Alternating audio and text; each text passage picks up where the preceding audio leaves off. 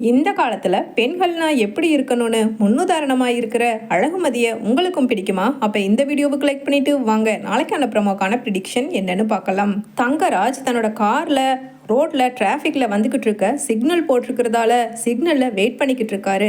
அதே சமயம் தனக்கு பக்கத்தில் ஒரு 2 கார் தள்ளி அங்கே சித்துவும் அறிவுமதியும் ஒன்றா பைக்கில் உட்காந்துருக்கிறத பார்க்குறாரு. அறிவுமதி டீசெண்டாக பைக்கில் அங்கே பட்டும் படாமல் தான் உட்காந்துருக்காங்க சித்து கூட.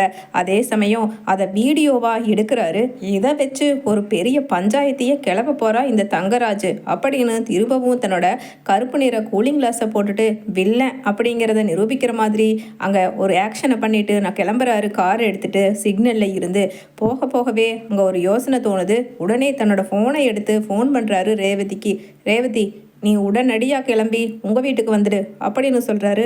உடனே அங்கே ரேவதிக்கோ இந்த ஆள் ஃபோன் பண்ணாலே பக்கு நடிக்குது, இதில் எதுக்கு திடுதுப்புன்னு எங்கள் வீட்டுக்கு வந்துடுன்னு சொன்னால் என்ன அர்த்தம், அங்கே என்ன பிரச்சனை அப்படின்னு கேட்டால் மட்டும் என்ன, அதுக்கு ஏதாவது 2 வியாக்கியானம் தான் பேசுவார். இந்த மனுஷனை இந்த அம்மா பெத்துச்சா செஞ்சுச்சா என்ன மனுஷனும் அப்படின்னு பல்ல வெறுக்கிக்கிட்டு, என்னங்க நான் மட்டும் வர்றதா இல்லை குழந்தைங்களையும் கூட்டிகிட்டு வர்றதா, ஏதாவது பிரச்சனையா அப்படின்னு சொல்ல உடனே தங்கராஜ் சொல்கிறாரு, என்ன பிரச்சனைனா நீ என்ன தீர்த்து வைக்க போறியா, வான்னு சொன்னால் வரணும், குழந்தைங்களையும் கூட்டுட்டு கூடவே ஒருத்தி இருப்பாளே அந்த உன் தம்பி பொண்டாட்டிங்கிற பேரில் ஒருத்தி, அவளையும் கூட்டிகிட்டு வந்துடு அப்படின்னு சொல்ல சரிங்க அப்படின்னு ஃபோனை வச்சுட்டு அங்கே ரேவதி, மதி இப்போ ஏதோ நம்ம வீட்டுக்கு வர சொல்கிறாரு, அவசரமாக கிளம்பி போகலாம் அப்படின்னு சொல்ல உடனே அங்கே உட்காந்துட்டு பேப்பர் படிச்சுக்கிட்டு, என்ன ரேவதி நைட்டுக்கு எல்லாம் என்னென்ன வேணுமோ எல்லாம் காய்கறியெல்லாம் கட் பண்ணி வச்சிட்டியா, நீ பாட்டுக்கு கிளம்பி போகிற, அதுக்கப்புறம் தங்கராஜ் வந்தால் சமையல் செய்யலைன்னா அதுக்கப்புறம் என்னாலலாம் திட்டு வாங்க முடியாது அப்படின்னு சொல்ல,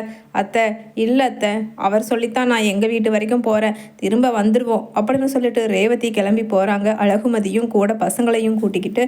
அதே சமயம் அங்கே போய் ராஜலட்சுமி, அடியே ரேவதி எதுக்குடி இவளை கூட்டிகிட்டு வந்திருக்கிற, இவளைத்தான் அன்னைக்கு போலீஸ் ஸ்டேஷனோட தலைமொழிகிட்டு வந்துட்டோமே, அம்மாடி உன்னை பார்த்தாவே பயமாக இருக்குடி ரேவதி, இப்போத்தான் உங்கள் அப்பா விடிய குளிர் ஜோரம்னு நடுங்கி ஹார்ட் அட்டாக் வர மாதிரி இருக்குதுன்னு அங்கே ஸ்டேஷனில் நடந்ததை நினச்சி போய் கொஞ்சம் கண் அசந்தாரு. அதுக்குள்ளே இந்த திமிர் பிடிச்சவளை எதுக்குமா கூட்டிகிட்டு வந்த அப்படின்னு சொல்ல, அம்மா நான் ஒன்றும் கூட்டிகிட்டு வரலம்மா, உங்கள் மருமக என் வீட்டுக்காரரு அவர் தான் எதுக்குன்னு தெரியல கூட்டிகிட்டு வர சொல்லி இருக்காரு அப்படின்னு சொல்ல, அதே சமயம் சுரேஷும் வந்துடுறாரு. அக்கா நீயும் வந்திருக்கியா, இவளை கூட்டிகிட்டு வர சொன்னாரா மாமா, என்னவா இருக்கும் அப்படின்னு சொல்லிட்டு சுரேஷும் யோசிக்க அதுக்குள்ளே தங்கராஜ் வந்துடுறாரு.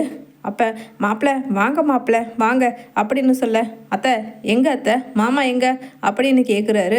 இப்போ தான் மாப்பிள்ளை படுத்தாரு, நீங்கள் வந்திருக்கீங்கன்னா நான் உடனடியாக கூப்பிட்டு வரேன் அப்படின்னு சொல்லிட்டு உள்ளே படுத்துக்கிட்டு இருக்கிற ராகவனை போய், என்னங்க மாப்பிள்ளை வந்திருக்காரு அப்படின்னு சொல்ல, என்னது தங்கராஜ் மாப்பிள்ளையா, இதோ வந்துட்டேன் அப்படின்னு சொல்லிட்டு என்னமோ பவ்யமாக மாப்பிள்ளைன்னா உருக ரொம்ப மரியாதை கொடுக்குற ராகவன் கண்ணாடியை எடுத்து போட்டுட்டு வெளியில் பட்டன் போட்டே வர்றாரு சட்டைக்கு. அதை பார்த்துட்டு, மாமா நிதானமாக வாங்க மாமா, இப்போ நான் தானே, நானும் உங்கள் புள்ள சுரேஷ் மாதிரி தானே அப்படின்னு சொல்கிறாரு. இருந்தாலும் நீங்கள் மாப்பிள்ளை எவ்வளவு பெரிய ஆள் அப்படின்னு சொல்லிட்டு சொல்ல, அங்கே பக்கத்தில் நிற்கிற அழகுமதியை பார்த்த உடனே ராகவனும், மாப்பிள்ளை இவளை எதுக்கு மாப்பிள்ளை திரும்பவும் இங்கே கூட்டிகிட்டு வந்திருக்கீங்க, இவளை பார்த்தாலே எனக்கு பத்திட்டு வருது மாப்பிள்ளை, என்னோடய பல்ஸ் எல்லாம் அதிகமாகிடுது மாப்பிள்ளை, எங்கே என் மண்டையில் இருக்கிற நரம்பெல்லாம் வெடிச்சு என்னாகும் எனக்கே தெரியல, அந்தளவுக்கு கோபமாக இருக்கு மாப்பிள்ளை, இவளை இங்கேயே விட்டுட்டு போயிடாதீங்க அப்படின்னு சொல்லிட்டு ராகவனும் சொல்ல, மாமா ஒரு நிமிஷம் மாமா, எங்க உங்கள் அப்பா அம்மா வரலையா அப்படின்னு மதிக்கிட்ட கேட்குறாரு.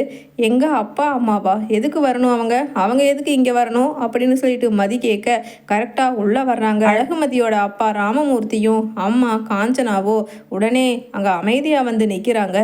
என்ன பொண்ணு வீட்டுக்கு வந்திருக்கீங்க, கையை வீசிட்டு தான் வந்திருக்கீங்க அப்படிங்கிற மாதிரி இலக்காரமாக மேலேருந்து கீழே வரைக்கும் பார்த்துட்டு, இல்லை தங்கராஜ் சார் தான் எதுக்கோ வர சொன்னார் அதுக்கு தான் அப்படின்னு சொல்ல, ஐயா சாமி நீங்கள் எதுக்கு வந்திருக்கீங்கன்னு நாங்கள் வாய் திறந்து கேட்கலப்பா, ஏமாந்தா அதுக்கு கூட உங்கள் புள்ள போய் எங்கள் வீட்டுக்கு வந்த எங்கள் அப்பா அம்மாவை எதுக்கு வந்தீங்கன்னு கேட்டான்னு சொல்லி ஒரு கேஸ் கொடுத்தாலும் கொடுத்துருவா, நீங்கள் வாங்க போங்க, யார் உங்களை வர வேண்டான்னு சொன்னா அப்படின்னு சொல்ல, அதே சமயம் தங்கராஜ் சொல்கிறாரு, பேச ஆரம்பிக்கிறாரு தொண்டையை செருமிக்கிட்டே, இந்த விஷயத்த நான் பெருசு படுத்த வேண்டான்னு தான் நினச்சேன், இருந்தாலும் இதை விடக்கூடாதுன்னு சொல்லித்தான் இந்த வீடியோவை எல்லாரும் ஒரு நிமிஷம் பாருங்க அப்படின்னு சொல்லிட்டு ஃபோனை நீட்ட வேண்டாம் வேண்டாம் சுரேஷ், இந்தா இதை டிவி கூட அட்டாச் பண்ணி எல்லாரும் பெரிய ஸ்க்ரீனில் பார்க்குற மாதிரி போடு அப்படின்னு சொல்லிட்டு தங்கராஜ் போட்டு விடுறாரு. பார்த்தா அந்த பைக்கில் ஒரே பைக்கில் சித்துவும் அறிவுமதியும் ஒன்றா போகிறத பார்க்குறாங்க. உடனே காஞ்சனாவும் என்ன இவ எதுக்கு இந்த தம்பி கூட போயிருக்காங்க அப்படின்னு சொல்ல, எனக்கும் தெரியலையே அப்படின்னு சொல்ல, உடனே அழகுமதியும் என்னது நம்ம அறிவு இவங்க கூட போயிருக்காளா, சரி அது என்ன ஏதுங்கிறத விசாரிச்சாதானே தெரியும் அப்படின்னு சொல்ல, அங்கே ராஜலட்சுமி தலையை அடிச்சுட்டு ஆம்பா நீ ஒருத்தி வந்தே இந்த குடும்பம் தாங்கலப்பா, இதில் உன் கூட பிறந்தவளும் ஐடியா போட்டுட்டா. ஏன்னா எந்த நகை நட்டும் போடாமல் எந்த காசு பணமும் வரதட்சணையாக வாங்காமல் இப்படி ஒரு நல்ல பசங்க இழிச்சவா குடும்பமும் கிடைக்கணும்ல, என்ன பிளான் போட்டு நீங்களே இப்படி பழக சொல்லி அனுப்பிச்சிருக்கீங்களா அப்படின்னு சொல்லிட்டு ராஜலட்சுமி பேசுகிறாங்க. உடனே ராகவனும் ராஜலட்சுமி நீ கொஞ்சம் பேசாமல் இரு, அதுக்கும் ஏமாந்தா குடும்பமே சேர்ந்து நம்ம மேலே ஸ்டேஷனில் கொண்டுட்டு போய் நிற்க வச்சாலும் நிற்க வச்சிருவாங்க அப்படின்னு சொல்ல, உடனே சுரேஷ் சொல்கிறாரு அப்பா நிற்க வைப்பாங்க, இதனால் எனக்கு வேலையே போயிட்டாலும் பரவாயில்லை, இந்த கேடு கட்டவளை வீட்டை விட்டு அடித்து துரத்தலான்னு நானே நினச்சிக்கிட்டு இருக்கேன், பத்தாததுக்கு அவள் தங்கச்சி வேற இந்த வீட்டுக்குள்ளே நுழையிறக்கு ஐடியா பண்ணுறாளா, சித்து வரட்டும் அப்படின்னு சொல்லவே ஃபோன் பேசிக்கிட்டே சரி நான் வீட்டுக்கு வந்துட்டேன் நைட் கூப்பிட்றேன் அப்படின்னு ஃபோனில் அப்படியே கட் பண்ணுறாரு. உடனே யார் ஃபோனில் அப்படின்னு சொல்லிட்டு கேட்குறாரு தங்கராஜ். அதே சமயம் நீங்கள் எல்லாரும் இப்போ தான் வந்தீங்களா அப்படின்னு ஃபார்மாலிட்டிஸ்க்காக கேட்குறாரு சித்து.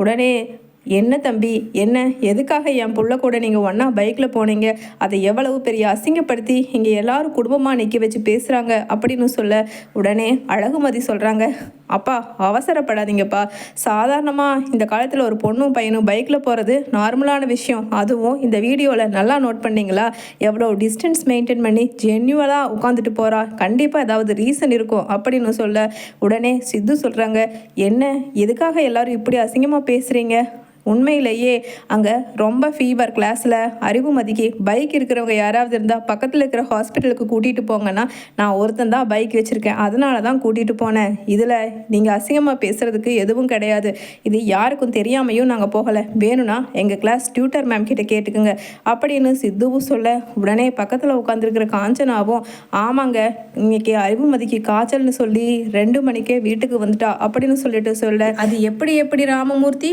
உன் பிள்ளைக்கு கரெக்டாக எங்கள் சித்து கூட பைக்கில் போகிறதுக்கு வேண்டியே காய்ச்சல் வந்திருக்குமோ அப்படின்னு தங்கராஜ் அசிங்கப்படுத்தி பேசுகிறாரு. இனிமேல் இந்த தங்கராஜ் சாதாரண தங்கராஜாக இருக்க மாட்டான், ஏற்கனவே என்னை பற்றி உனக்கு தெரியும் அப்படின்னு சொல்ல, உடனே ராமமூர்த்தி சொல்கிறாரு சார் போதும் என்ன சொல்ல போகிறீங்க, நாங்கள் குடியிருக்கிற வீடு நீங்கள் கொடுத்த பணத்தில் கட்டினது, அதனால் வீட்டை விட்டு துரத்திடுவீங்கன்னு சொல்ல போகிறீங்க, என் பொண்ணுங்களை 2 பேர்த்தையும் இப்படி அசிங்கப்படுத்தி தான் அந்த வீட்டில் இருக்கணும்னா எனக்கு வேண்டாம் சார், அந்த வேலையும் வேண்டாம் சார் அப்படின்னு சொல்கிறாரு. உடனே என்னையா என்ன ரொம்ப தான் துள்ளற அப்படின்னு சொல்ல, ஆமாம் இனிமேல் உங்களுக்கு மரியாதை எதுக்கு, சொந்த கூட பிறந்த தங்கச்சியவே கொன்னவர் தானே நீங்கள், அந்த உண்மையை மட்டும் நான் போலீஸ் ஸ்டேஷனில் சொன்னேன்னா அதுக்கப்புறம் நீங்கள் காலத்துக்கும் உங்கள் வீட்டில் கூட குடியிருக்க முடியாது, ஜாக்கிரதை மிஸ்டர் தங்கராஜ், வாமா அழகுமதி போகலாம், இந்த ஆளை டிவோர்ஸ் பண்ணிவிட்டு நீ நல்ல வாழ்க்கையை நான் அமைச்சு தரேன் அப்படின்னு சொல்கிறாரு ராமமூர்த்தி. உடனே அழகுமதியும் அப்பா விடுங்கப்பா 2ல் ஒரு கை பார்க்கலான்னு சொல்கிறாங்க.